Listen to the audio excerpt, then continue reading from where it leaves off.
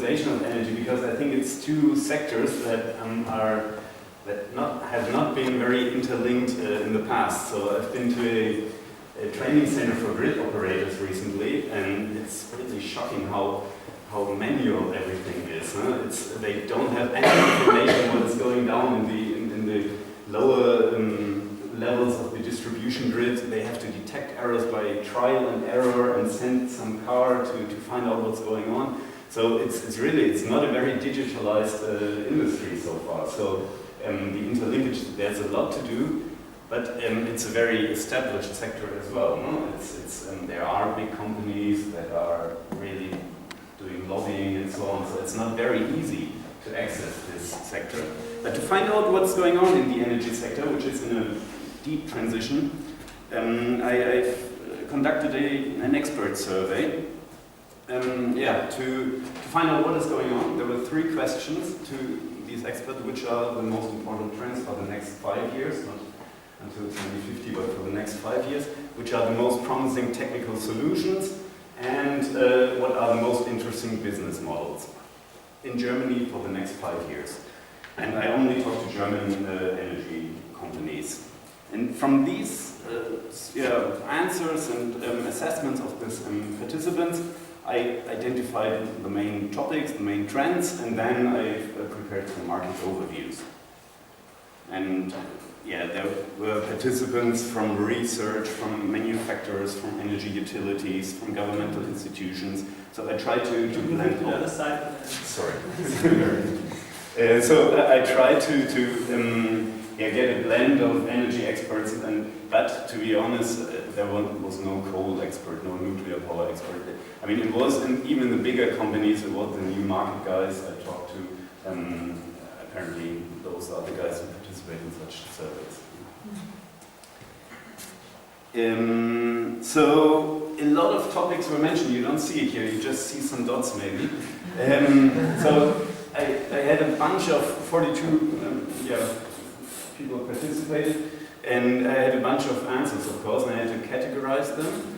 And we do it with codes and subcodes and so on. So it was really a complex picture, and a lot of topics were mentioned. So energy is in a deep transition. A lot of things are wrong or right or developing, or so everybody had its own focus, and the different things were mentioned. But digitalization, we have 2 main trends, which is digitalization and storage. Those are the main technological solutions as seen by the surveyed persons, but the business models are derived from those 2 technological trends, which is electricity sales or commercialization of electricity, demand-side managing, and financing. So we have a lot of topics that were already mentioned here are seen as the main trends by the expert as well. So everybody knows it, and everybody knows what's going on, but it's not very clear where to go. So here you see some bars, maybe easier to read right now. So what was mentioned? We have to the left we have the generation, and this is the old energy world. Huh? There's a generator, there are transmission lines, and then here you have consumption. Okay? So we have power plants, transition lines, and the consumer. But right now with fluctuant renewable energy generation, this topic of bringing together demand and supply is becoming more and more complex. And most of the statements were in this sector of bringing together demand and supply. So storage is in between, is bringing together fluctuant generation with a more or less rigid demand. Digitalization as well is bringing together, managing, pooling generation plants, pooling flexible consumers. So it's again bringing together consumption and demand. And of course, sales of renewable energy, electricity is as well bringing together supply and demand. So those are the main topics. RE generation, renewable energy generation is a given. So people mentioned it, of course, but yeah, it's there. We have to cope with it now. Or we can cope with it. So, and the buzzword digitalization of the energy system, it's basically pooling and smart grids. Smart grids is infrastructure, it's a big guy's business, it's monopolist. So I didn't look at it any further. pooling is the main thing, the main interesting topic for new business models. So pooling of generators, pooling of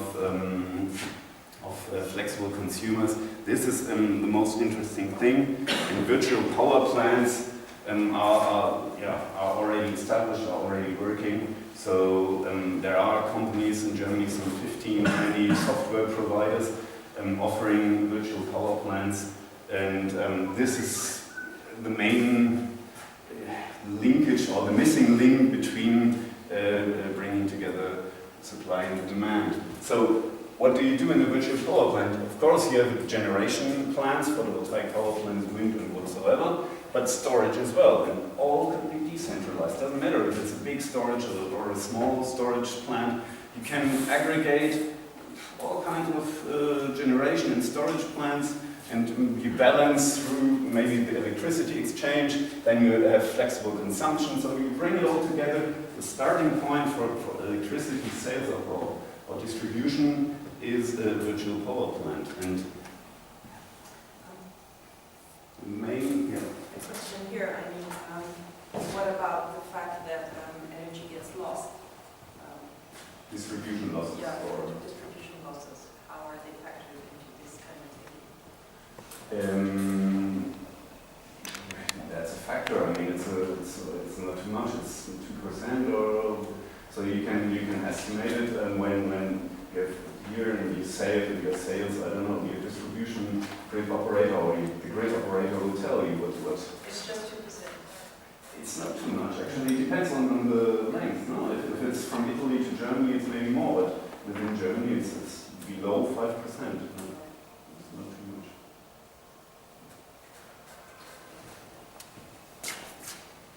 But of course, financing the grid is still the topic. You will have to pay some grid surcharges if you use the grid. This is basically the case, maybe not in 2050, but right now you have to pay for it. So electricity sales, or what to do with the electricity that was being generated. We used to have the feed-in tariff here in Germany, so everybody was just lazy. Okay, I get my remuneration for the kilowatt hour produced. But then, right now, there are new business models here, and this is business-led Germany somehow. What people try to develop new ways to sell electricity, so green electricity, regional electricity, which is very interesting. From specific power plants, you get a tariff, or you choose, regional electricity from the power plant, PV power plant. That is, I can see from my building, so it's 20% PV electricity from my neighbor.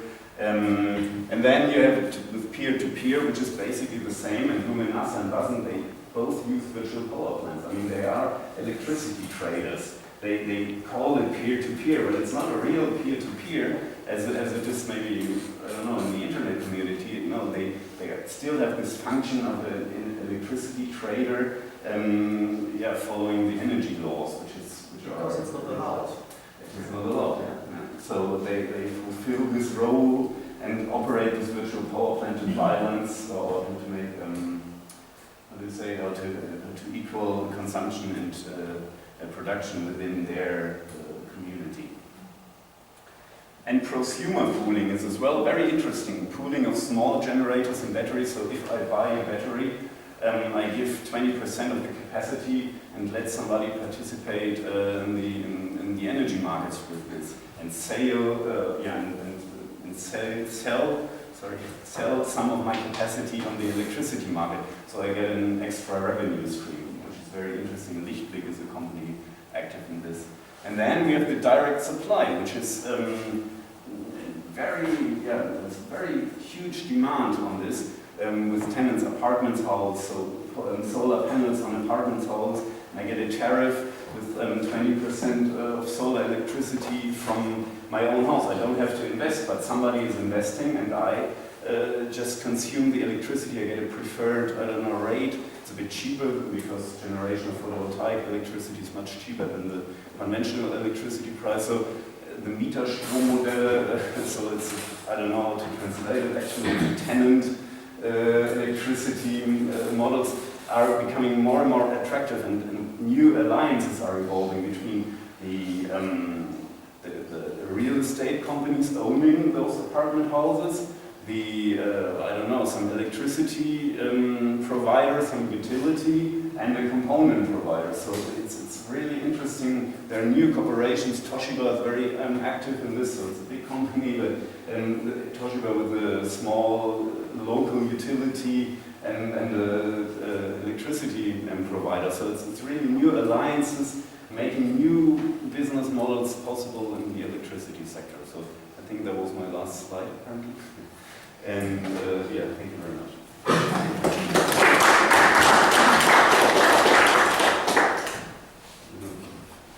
Yeah, I don't know if that exists, or maybe you know better. Like social network that on one side you have people who can just say this is my property in Germany, and I have this roof, and I can put photovoltaic cells or whatever here, or this is my garden, I can put a windmill to get generate electricity. On the other side, you will have kind of open source enthusiasts, do-it-yourself people that could maybe come and install it. And on the other side, you will have micro loans or micro investments. And I don't know if such a thing exists, but because I've met a lot of people who have the knowledge and don't have the money. And then I let people who have the store, the place, but but they don't have power and time to invest in it. I mean, financing is really is one of the most attractive business models according to the surveyed experts as well. No, financing is really, and there's a lot going on. And we've got crowdfunding, which is becoming popular in the energy sector, the renewable energy sector as well. It's really, and then we have the more conventional Genossenschaft, which is a German crowdfunding model from the 19th century. It's basically the same. It's not IT based, but it's basically people in a region teaming up to or aligning to finance a power plant. So you really, yeah, the crowdfunding idea is very strong, and then leasing models are very attractive as well, renting and leasing models. So there's a lot of movement in the financing sector as well, and I mean, people are really, it's really an attractive investment if you have money and you invest into a solar power plant that will produce electricity for 20 years. I mean, it's easy to attract people with money to invest into solar generation. Yeah, I'm referring to kind of a micro thing. For example, you could build a solar panel out of broken solar pieces, and it costs like a third or fourth of the price. You just need some time and knowledge. So, like a lot of, maybe you could just say, this is my roof, I don't have time, but if you know how to make the solar panel from broken, you do it, and then I save 70%, and you will get 5% of future earnings, like whatever. I think, yeah, it's perfectly possible to cooperate. I mean, as long as you don't touch the electricity grid, everything is possible. But as soon as you touch it, you're obliged to comply with all the regulation stuff and this makes it a bit complicated. But as long as you can even, I don't know, build a power line, yeah, you can just do it. You don't talk too much about it, but you can build a power line and sell it to your neighbor. I mean.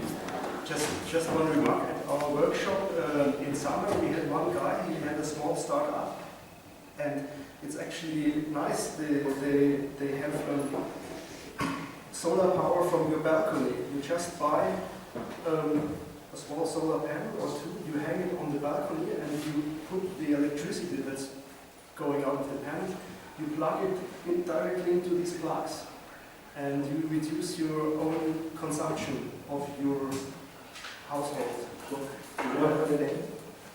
Solar Rebels, No. I can look it up. They're different. It's a plug-in module. Yeah, this is actually maybe what you were seeking for. So really small scale, everybody can. You don't need to be an installer, but it's.